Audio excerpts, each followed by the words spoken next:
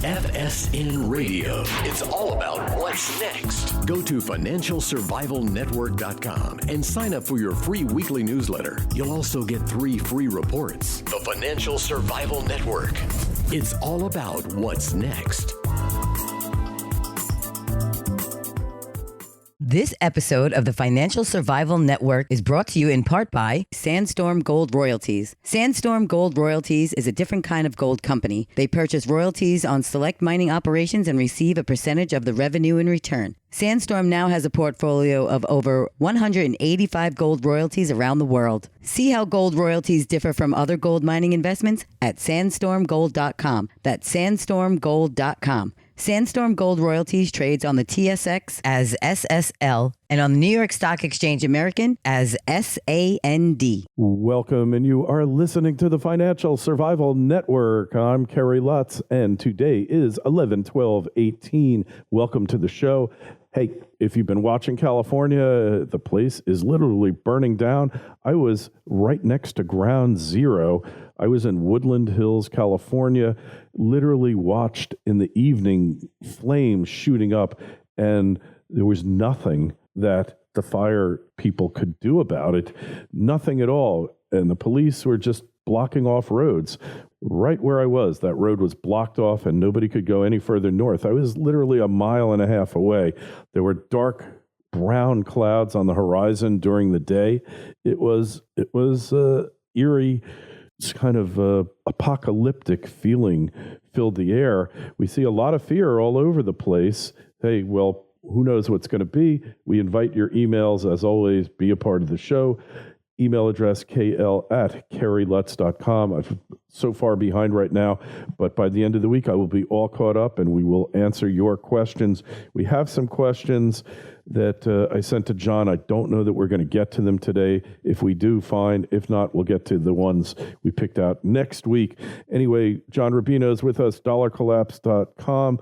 John, hey, happy Monday here. We missed last week. We couldn't do it because I was traveling and you were busy, but here we are. Hey, Kerry.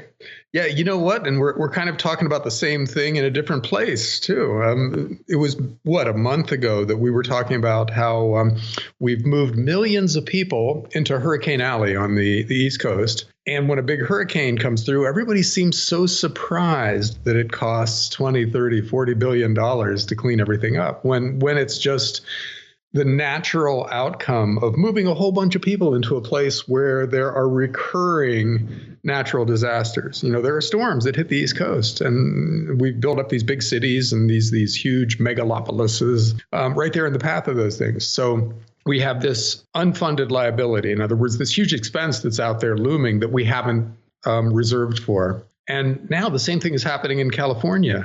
As you said, you get these monster fires out there that are just burning up entire towns right now because it's dry and it's windy and there's apparently a lot of underbrush and stuff.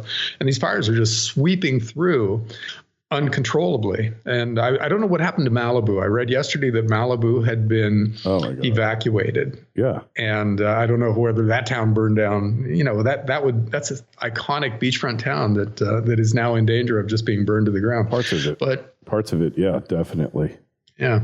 But anyhow, it shouldn't come as a surprise to people that stuff like this is happening for a couple of reasons. First, fire is a normal part of the California ecosystem, a necessary part. There have always been fires out there, and there always will be fires unless we completely pave over the state, because that's what is necessary to keep that particular kind of ecosystem healthy. But we've been moving millions of people into that area. In 1950, there were 10 million people in California. Today, there are close to 40 million people. So these fires, which are normal and natural and weren't all that big of a deal a few decades ago, are suddenly these apocalyptic hellscape kinds of things that everybody is transfixed by, and the people who are near them are terrified by. And the reality of this is that it isn't going to go away. It's going to magnify as we move more people in there, and we're going to have to pay for it one way or another. Fires aren't as expensive as hurricanes because tropical storms are bigger than most fires. But what's happening to California is still going to be incredibly expensive. And you can bet that the insurance companies are the only guys who have budgeted for this kind of thing. And even they probably underestimated what it's going to cost. So let's say fire damage is $1 trillion issue for California in the next few years, added to the potentially $1 trillion issue for the East Coast when a Cat 5 hits Miami, as it inevitably will. And you've got all these big expenses that nobody's put any money away for, and that will just eventually be lumped onto the federal government's balance sheet. One way or another, you get a federal bailout of stuff like this. And so the question then becomes, is that the straw that breaks the camel's back? We owe so much money to so many different unexpected sources of cost out there now that anybody rationally reading the current balance sheet of the federal government and its prospective expenses that aren't budgeted for has got to come to the conclusion that we're kind of insolvent, and at least on a state-by-state basis because of pensions and things. But now we got these natural disasters that are potentially incredibly expensive too. So at what point do we just give up on the ability of the federal government to print enough $2 to cover it all? Yeah, at what point? Good question, right? And at some point, something has to give. It's interesting that also one thing that you didn't really address is that we have really poor forest management here, both on the federal level and on the state level. And what did California do? But they cut back dramatically on their fire prevention efforts, their fire prevention budget over the past year, and they've been cutting back for years. So who can think that that's a good idea in the current climate here? Yeah, and population trends. If you move more people into a place that has a certain kind of natural disaster, you kind of have to budget for it, right? Or at least you have to keep in mind that you're creating that potential. It doesn't seem like we're doing that. And part of that is because we've already spent all our money. A state or a locality, almost without exception, has really serious unfunded liability problems with their public sector pensions. And California is one of the biggest offenders. CalPERS. Look up CalPERS unfunded liabilities, and the numbers are just, they're like national numbers, only they're for a state. California is a big state, but they certainly don't have the kind of resources necessary to make their pension funds solvent. And if you add extra expense on top of that from a quote unquote unforeseen source like these big fires, you just push them that much further towards the cliff that a lot of states and a lot of cities are on the verge of toppling into. Absolutely. So, maybe the pension crisis will be the thing that does it. Or could be many other things, but that's certainly on the list of catalysts for the next big financial crisis. It could be something very minor that under normal circumstances would have little or no effect, but under the precarious conditions that we currently find the U.S. economy and the world economy have a huge effect, right? And that's what could do it. Well, that's how life works. If you have money in the bank and no debt, then your car could break or your roof could leak or you could get sick, and you handle it because you got the resources to do it. But if you've maxed out credit cards and then you have a giant mortgage and a car loan and you have no money in the bank, then your life is destroyed by a leaky roof. Mm-hmm. And on a national scale, your finances can be destroyed by a hurricane or something like that, something you would handle without too much trouble if you weren't running massive deficits already and you already didn't have unfunded liabilities of 4 or 5 times GDP. And that's where we are now. We are so deeply in debt that we're fragile. Yes. So let there be a equities bear market, which today certainly, that it has the feel of one. Stocks are down another 300 and some points, I think, last I looked. Yeah.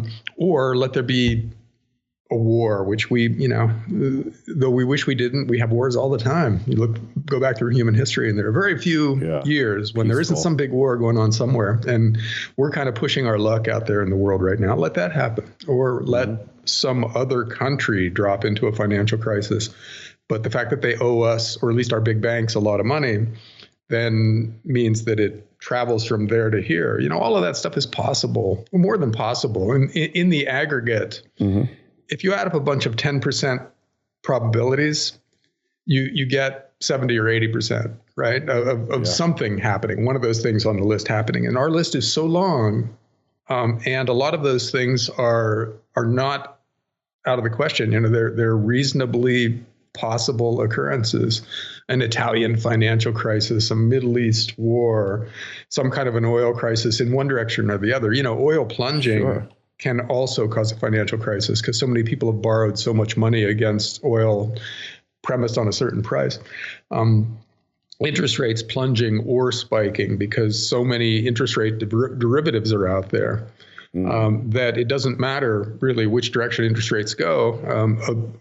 Volatility is what can blow up the derivatives market. It goes on and on. There's so much stuff. Yeah. So you have to assume something fairly serious is going to happen. And that might be enough to push us over the cliff. I do a links list each day where I list the major headlines out there. So if you want to check in and see what's going on, you get it all on one page.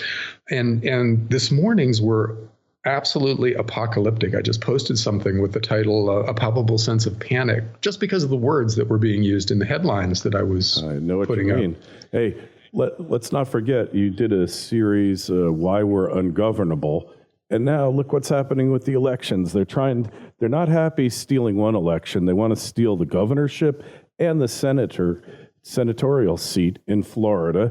We have in Georgia, new votes popping up all the time, and they're looking to steal the the gubernatorial seat there, and then in Arizona, they managed to steal the senatorial seat there, and it even appears in Montana, which you couldn't think of a more straight-laced place than that. That they're after, They've managed to steal the senator's seat there, so it would appear. Yeah. One of the things that happens when you get a sharply divided country and there's no more middle left anymore is that nobody trusts anybody else, or nobody trusts anybody that's on the other side. And so corruption does happen. Elections get stolen. But we're so mistrustful of each other that even an election that's clean but close looks like it was stolen. And so you've got a real sense of whatever happens in this election, it wasn't legitimate because the other side did this, this, and this. And therefore, we don't really have to live up to the results of these elections. We don't have to treat the people who won as legitimate, and we don't have to be civil. And if we, pick a fight with them on the street, that's fine because look at all these things they did. Yeah. So we're kind of drifting towards civil war. I don't want to use that term in its fullest sense, but we're a cold drifting towards. It feels like that, right? It's an emotional civil war. Yes, definitely. You can see your point there, and hopefully it cycles, its trends, and it'll turn itself around. But there's certainly nothing right now to make us think that it's going to turn around, right? So is it just more of the same, or where are we? Well, as we go broke, it gets worse. Because right now, remember, people are this mad at a time when the economy's been growing for 10 years. There are lots of jobs out there for anybody with any kind of reasonable education. Wages are starting to go up. House prices are up. Life is actually pretty good for a lot of people right now. Very true. And that will change. 10 years into a recovery, you got to have a recession at some point based on history. We've never gone beyond this in terms of time without a very nasty recession and an equities boom or bear market, et cetera, and a real estate bear market. So let times get hard. Let everybody start getting thrown out of their jobs and their houses go down, and they might lose their house because they can't pay the mortgage, et cetera, which is what happens in recessions. And this level of anger is going to seem like the good old days. It's going to seem like, peace and apple pie and the American way. Oh, like your parents when they always talk about the olden times. Now you and I are the parents that we're talking about the olden times, and our kids get to roll their eyes when you make a statement like that, right? Yeah, but, in 2022, let's say, we might be telling people, things were so much better back during Trump's first term. And it was so peaceful back then. Nobody was shooting because it might be much worse than this. This feels bad. But along those lines, Nancy Pelosi, one of her major moves here, brilliant moves because she's a brilliant woman, is to try to unilaterally impose gun control on the populace. And that if you could think of anything that was madness that the country doesn't want, it's certainly they're not looking for gun control. There's no constituency for it other than a very fringe left. There's just nobody who's looking for it. I don't get it. Well, see, that kind of illustrates the box we're in, though, because if we don't take away everybody's guns, shootings are going to increase because people have guns and they're going to be even more angry 2 years from now than they are today. Yeah. But if we do intervene and stop those shootings by taking away everybody's guns, which won't necessarily work. Will not necessarily work. Let's face it. Well, it might cause a civil war. It might bring about this thing we're afraid of bringing about. Yeah. Because the people with guns won't give up their guns. And then you'll have cops killing otherwise completely reasonable people who just won't give up their guns. Yes. And so we're in this box where it's bad either way, because there's no way that with the number of guns in the country, shootings go down when we're heading into, at some point in the future, a recession and all the other stuff that goes with a recession, all the other hard times. So we've got that for sure. But if we try to address it directly, then we get this other thing that might be much, much worse, civil war. Infringing upon the freedoms of the country is not going to solve the problem. Taking away the guns, 300 million guns out there. Actually, the per capita shootings have declined even as gun ownership has increased over the past 3 decades since Florida passed the first model shall carry law. The number of armed robberies, number of murders and homicides have gone down dramatically over the past 20 years. And especially so in the countries that have passed these bills. Anyway, we could discuss gun control all day. That's kind of it for today. John, just check out John's work over at dollarcollapse.com. Subscribe to both of our newsletters. We're at financialsurvivalnetwork.com, Twitter feed at Kerry Lutz, Facebook page Financial Survival Network. John, we'll catch you next Monday. Thanks, Gary. See ya.